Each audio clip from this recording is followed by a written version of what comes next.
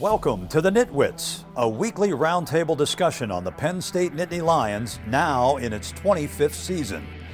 Our panel features a longtime Penn State media and NitWits tag team, Neil Rudell of the Altoona Mirror and Mark Brennan of Lions 24/7 with Fight on State. Between them, they've covered Penn State for more than 80 years.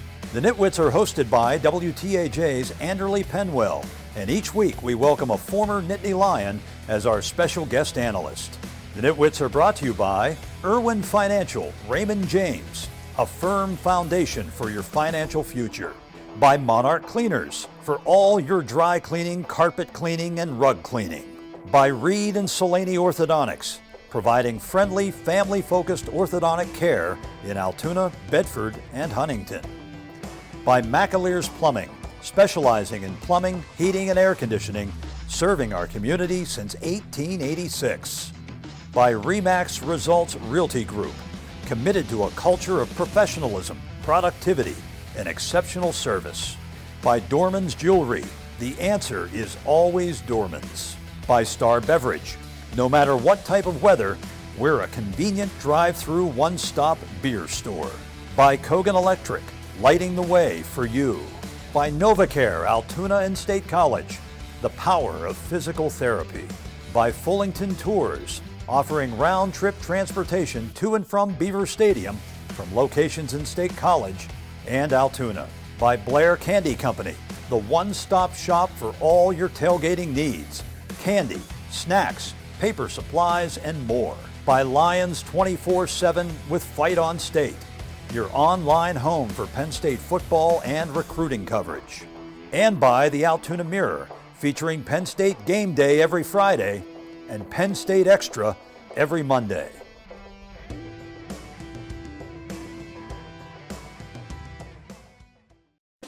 Welcome to Nittany Nation Overtime. Hello, and welcome to this week's edition of Nittany Nation Overtime. I'm Anderly Penwell, joined by Mark Brennan and Neil Riddell, as always, and our guest this week, Anise Hawkins. Thanks for coming on with us. Thank you guys for having me. Very excited to be here. Awesome. So, a rainy day yesterday up in Happy Valley, the 17-7 win over Northwestern. Defense was the name of the game. Where do we want to start with this one, guys? Yeah, go ahead. Yeah, I mean, I think any time that you have 5 turnovers in a game and you're able to win, you kind of thank the football gods. I actually think that speaks to generally how well Penn State played overall, especially defensively. I mean, you go into this game and you're leading the Big Ten in turnover margin. Northwestern is next to last in the Big Ten in turnover margin, and you think, what's the one thing that could be the great equalizer? And it turned out to be turnovers for Pat Fitzgerald's team. But Penn State was able to kind of hold Northwestern at arm's length throughout, came up with a huge defensive stand there in the fourth quarter and held on for the win. Yeah, really impressed, not just yesterday, but the body of work that we're seeing the first half of the year with Manny Diaz and the way the defense has responded at all levels. I mean, the front seven and the back end, everybody's developing, and they needed it yesterday. I mean, because the offense was really disappointing. I know it was rainy and the tailbacks couldn't hold the ball, but I think that way they took a step backwards in terms of rolling into Michigan. I thought they would play better after having not played all that great against Central Michigan, but hats off to the defense. I have to agree with you on that one. And we actually have some stats of the defense if we can get those pulled up. They had 3 turnovers yesterday. Manny's defense allowed 241 yards, which is less than the average. On third down conversions, they were 4 of 16. And red zone coverage, they only had one opportunity there. And they are currently still leading the NCAA in pass breakups there. So, like you said, impressive body of work. We have to talk about the elements there. How much do you think it actually affected the game yesterday? The elements certainly play a factor. I mean, anytime you have 5 turnovers with a running back room like that that's supposed to be this illustrious group that plays at a high level, is going to be really telling when they're fumbling the ball like that in the rain. Sean Clifford obviously not performing up to what Coach Franklin calls the standard with some of those interceptions and bad throws that he threw. But again, going back to the defense, it was really good to see the front seven stepping up on that goal line, seeing the secondary, who everybody knows is elite, making good plays on the ball too. Aeneas, you were in the same recruiting class as P.J. Mustipher. Yeah. You know, what's it like for you to see him come back from what he came back from and to make that play at the goal line? Yeah. I mean, your heart had to be thumping. You got to be real proud of your guy. Yeah, PJ is my guy. Obviously, we know how special of a player he is when he's healthy. And to come back from as serious of an injury as he had and to do it in the biggest moments and to see him step up against Auburn and start to get back like himself and then what he's doing at Northwestern now, really good to see. Obviously, that's my brother, so to see him excited making plays again is fun. Yeah, and he's coming on now statistically. Usually don't see a defensive tackle leading the team. This is 2 weeks in a row. I thought Tarburton played great. I mean, there's a kid that, talk about an unsung hero yesterday, forced a big fumble, recovered a fumble, had a tackle for loss. So that was nice to see because, Jacobs has been really good. But it was unusual. Yesterday he had no tackles. Yeah, did recover a fumble. Yeah, I mean, the other thing that I love about this defense, and we've talked about it all year, is the number of players that Manny is using. And this is something that you could speak to too, Aeneas. I mean, to be that committed to have guys in at key moments of the game, how fresh is it making the defense toward the end of the games when they need to come up with a goal line stand? Well, it's crucial because, again, you look at the next 3 games that are coming up with Michigan, Minnesota, and Ohio State. You have to have depth in order to compete for 4 quarters against teams with loaded rosters just like yours. So, again, Coach Diaz, who's been rotating all year long, now has the depth that he needs to hopefully go compete with those teams. And we touched on it a little bit as well, the running backs. An interesting, I guess, situation yesterday. Of course, the elements, a huge factor of that. Every single one of them fumbled the football. Kind of an interesting performance across the board from them, but moving forward with the young guys, how do you handle oopsies, football got out a lot. James said they saved all their turnovers for one game. Hey, I think they really want to play Allen. He carried 21 times in the second half. That's a huge number for any running back, let alone a guy that's coming off the bench. I don't know what they're going to do as far as a starter. They have a week off to, I'd say, think about it or stew on it. Yeah, I mean, I don't think in this day and age you need a starter per se. I mean, when you have 2 freshman backs who are that good, obviously something must have happened that Allen didn't get an opportunity to play until the second half. Which is fine, but I think he played 31 snaps overall in the second half, which is just unbelievable. The one thing that I would say is, this was the first time these kids played at this level in this sort of weather, and I will give Pat Fitzgerald's team credit. Those guys were popping. I mean, the one that Singleton, the second one Singleton lost, I don't know anybody that's going to hang on to that. Having said all that, though, you better believe that Jaywan Sider in practice this week is not going to go easy on those running backs. I mean, we see it when we're at practice. You're there. We see them working ball security all the time. At each other, they're going to They're going to really have to get on that moving forward. What I thought was interesting was how segmented the running backs felt. Like I can't exactly put numbers to it, but it felt like a bunch of Singleton, a bunch of Allen, a bunch of Kevon here. Why do you think those rotations happen that way? Well, I think James is really committed to running the football. He doesn't like it when you have 35 pass attempts. He mentioned that after the Central Michigan game. He wants to see that balanced out. So, I mean, they did run the ball, they 220 yards. So, but I think that's probably part of the reason he was committed to the run. Well, yeah, and I think there was a message being sent to Allen. I don't know what it was or why it was, but he didn't play in the first half. I mean, he had a jacket on for the entire first half, which Franklin said afterward they don't talk about guys being injured or guys being not playing for disciplinary reasons. So you had to pick between one of the two, and I guess something must have gone on. But to his credit, he didn't let it shake him. He came in. You don't want to see the fumbles, but I thought he ran hard in the second half. All right, well, we'll take a quick break, but when we come back, we're going to talk more about the man under center himself, Sean Clifford. Don't go anywhere. The NitWits are being brought to you by Irwin Financial Raymond James, a firm foundation for your financial future. By Monarch Cleaners, for all your dry cleaning, carpet cleaning, and rug cleaning. By Reed and Solani Orthodontics, providing friendly, family-focused orthodontic care in Altoona, Bedford, and Huntingdon.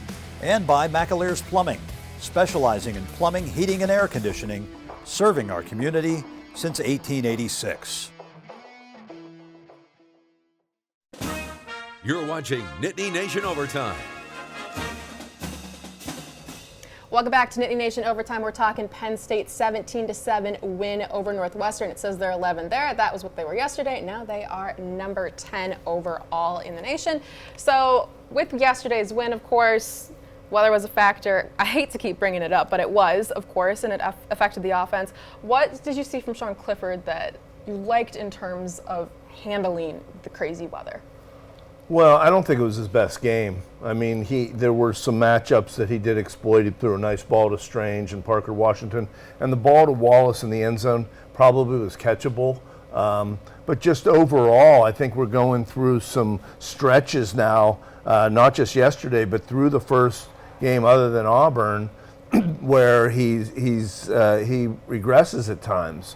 I would have stuck Aller in there in the second half, and I just would have. I think that would have been a great opportunity to play for the future and also deal with the present, because I think the team needed a lift, and that didn't mean that you're going to start Aller going forward. I think it would have strengthened the position. That's just me. I think the team needed a spark, and I think he could have provided one. I think if you do that, though, I'm sorry, Andrew Lee, but I think if you do that, then you're creating a quarterback controversy, right? Now, all of a sudden, you're not bringing Aller in because somebody's banged up or because you're winning by a lot of points. You're bringing him in because everybody's going to read into it. So I don't know that you need that going into this gauntlet that they're going to face in the middle of October. That said, this was Clifford's worst game. And there were a couple throws, especially later. I mean, he missed Parker Washington when he was kind of wide open, threw an interception. He said afterward, as he always does, he owned it, and he knows that he's got to play better. And Franklin said that he's got to play better. So I think everybody knows it. To be able to escape with a win, despite not playing your best, is a positive. I will say, I feel like the one interception he had was bad, but I think there were a couple opportunities where he probably could have thrown more. Yeah. I guess that was the thing that was most concerning to me, is the decision-making didn't seem like it was there. There are times where Clifford can be a little spotty with the placement of the football, but typically his decision-making is not god-awful by any means. Now, I will say he did handle some situations well with the time management and making sure Penn State would find a way to win the game, but I agree. I would have liked to see Alar in there. Again, we talk about building depth, getting him some reps with wet ball, a little bit of rain, see how he responds to it. Yeah, I just thought that would have been a situation where it's not he's pressed in service because of an injury or because he's cleaning up at the end. That would have been a meaningful situation with the idea that Clifford's your starter. Yep. So first time we haven't seen Aller this year, but let's see some of those stats from Clifford yesterday. Pretty decent, overall crazy time here if we can get those stats up here. So he went for 140 yards, averaging 7 yards, 1 touchdown, 1 interception. He also has 71 career, he's coming up on some of the big numbers here, 71 career touchdown passes. He's just a couple behind McSorley, and he's also in the hunt for 10,000 yards. He's going to break them all. He's going to break them. Yeah. He said he's 100 years old. I mean, it's a joke by this time of all of us covering him. So what do you see from your guy moving forward, and what do you think it'll mean to him? Both from Cincinnati. Yeah. Both from Cincinnati. Former rival in high school, fun fact. No, I still think there's value in having an old man at quarterback for Penn State. We saw it prove itself in the Purdue game at the end. But again, we're going down a gauntlet. Sean Clifford has played in a lot of big football games against a lot of big opponents, and there is value and experience there, and the guys around him understand the value that's there, and there's a certain level of confidence that comes from having an experienced quarterback behind the center. Sean Clifford was in the class before Hawk, right? Yep, no doubt. He was class before. He was a class, so he's still going. And then there was the tweet yesterday that Sean Clifford is older than Jalen Hurts, which hurts my brain a little bit. But who are some of the other guys that have stuck out to you, Neil? Some of those you were talking about. Well, Tinsley really started out fast, and I don't think they've been able to get him the ball quite as much these last 2 or 3 weeks. That'd be another one. Joey Porter's doing a great job because you don't hear about him at all. Although yesterday I noticed he was not on the field when they threw the touchdown pass, and I think he maybe didn't get as many snaps as he typically gets. I thought the O-line played pretty well. I also thought it was pretty cool to see Theo Johnson back. They started with 2 tight ends, and he was in there. I was a little surprised they only targeted Strange and Johnson once each. Both of those guys had catches. I thought they would be a bigger part of the passing game in that sort of weather.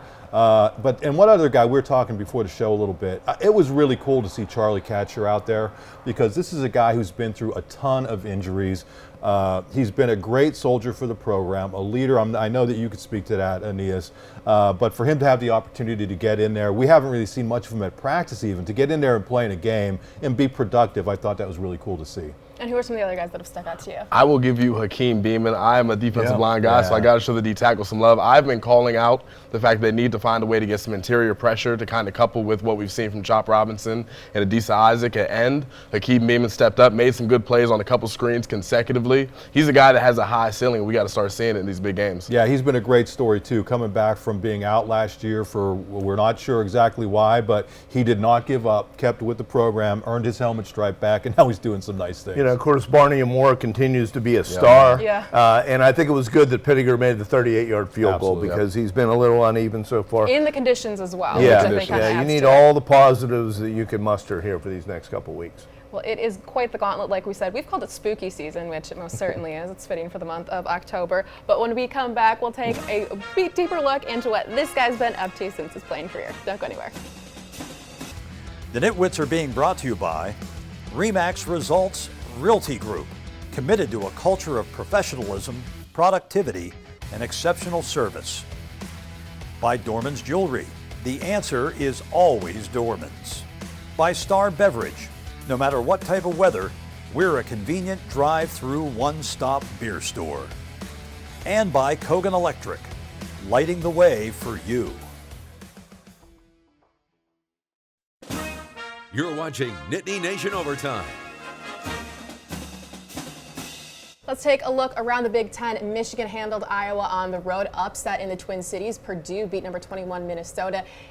Illinois also beat Wisconsin, and big news out of Madison, Paul Chryst is out. Ohio State handled Rutgers. Michigan State again falls. They lost 27-13 to Maryland. Nebraska and Indiana. Nebraska victorious in that one. So always interesting in the Big Ten, especially this time of year. Surprised that they let Paul Chryst go now. I mean, I think he had represented Wisconsin. I realize he didn't win like they wanted to win, but I think, you know, he's had a good career. I hate to see these guys getting let go early in the middle of the season. I think the Bielema factor was the huge nail in the coffin of that one. As someone who's from Madison, an interesting relationship with Brett Bielema as a city, so unfortunately the transition has to happen during the season. We were talking earlier about it.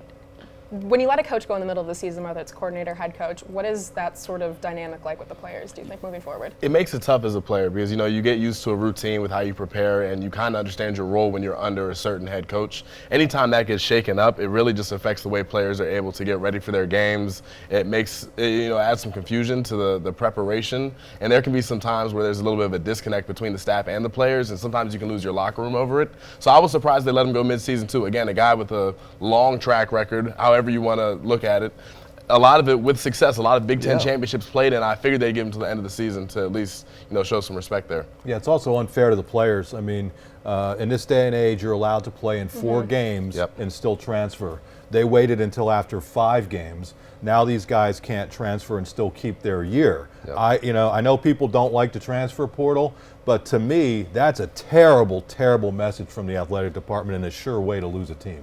Probably the reason that Ford didn't play or is not with the team anymore, because he would have played 4 games this year and preserved some eligibility. We'll see. The running back for Penn State that's not there.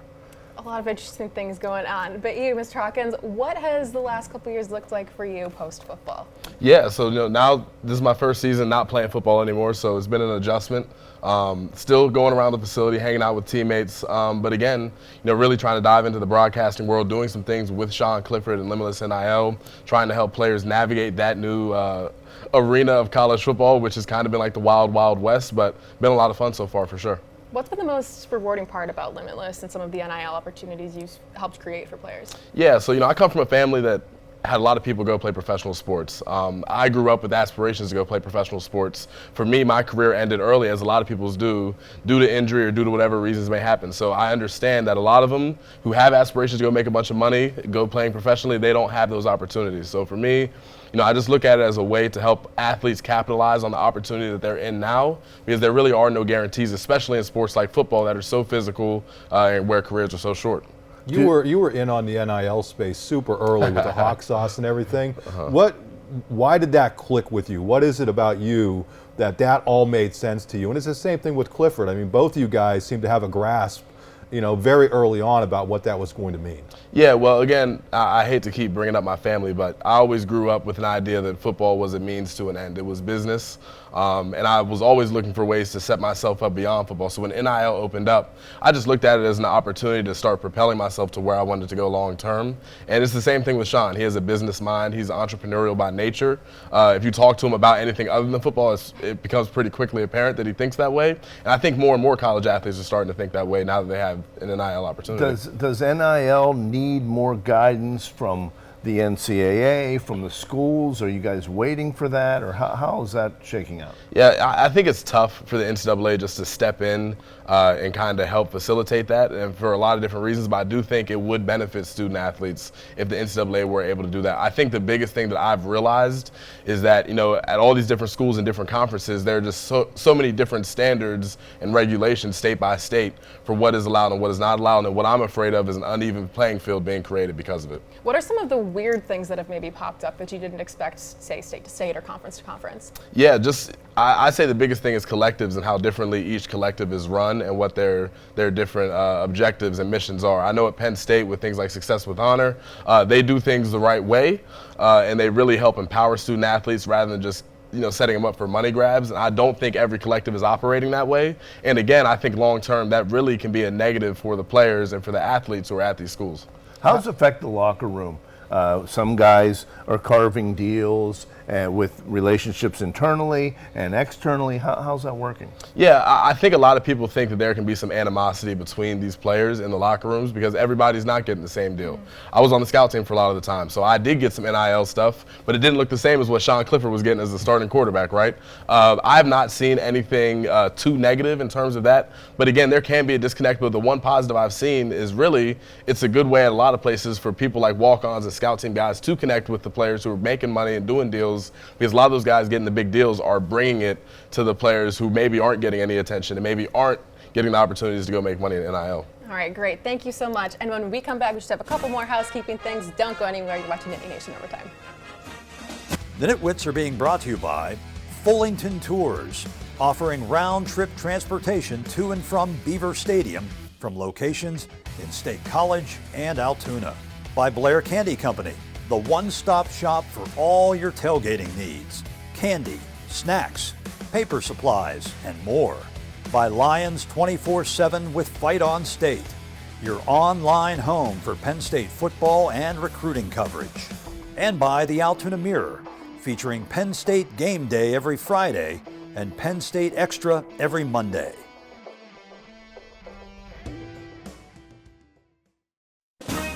You're watching Nittany Nation Overtime. Here's a look at the upcoming schedule. Penn State heading into the bye week. Then it gets interesting on the road at Michigan, at home for the Whiteout against Minnesota, and then home again for Ohio State. We called it spooky season. It most certainly is. But since it's the bye week next week, we have a very special guest coming on. Dr. Patrick, that's his NitWits. I got ahead of myself here. NitWit of the week, yours truly. I win for the second straight week, Congrats. so I am finally tied up on the board there. So feels really good there. But like I said, bye week, we have a special guest. Dr. Patrick Kraft is coming on the show. We frequently have the ADs on in the break, so we'll talk to him with a mid-season update. Excited to sit down with him. Yeah, he'll be on Honorary Nitwit. And Aeneas, it was great to have you here. The people that are watching from the region, the Penn State people, but also from Johnstown, your family's roots. Artrell Hawkins was a player at Pitt, and the Gumby family and the Simon family. It's great to have you. All over. I appreciate you guys having me, and everybody in Johnstown. Hello, Grandma, if you're watching this, I love you, miss you dearly. Thank you. We'll have you back again sometime. I hope so. I look forward to it. He'll track you down. He'll find you. Neil has his ways. Well, thank you so much for watching. Like I said, Dr. Patrick Kraft is coming on next week. Everyone enjoy the bye week. It's going to be weird to have no football. But in the meantime, have a great week. We'll see you here next week.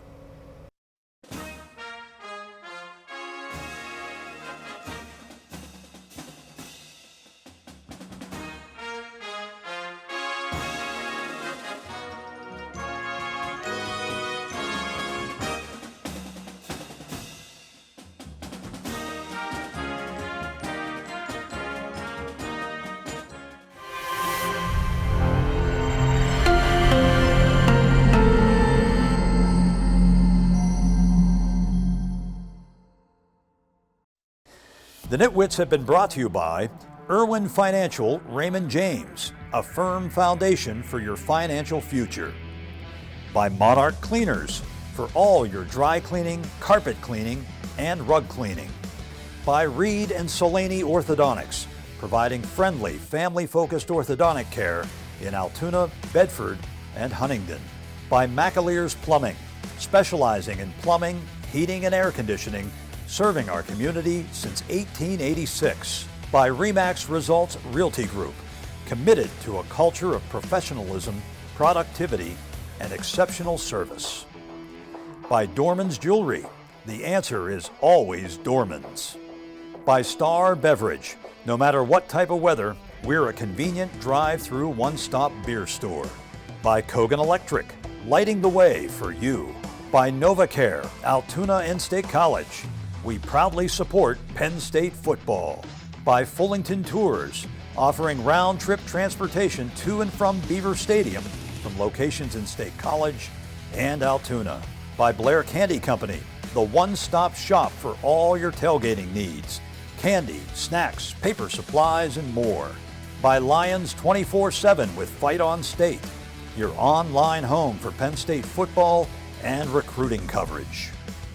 And by the Altoona Mirror, featuring Penn State Game Day every Friday and Penn State Extra every Monday.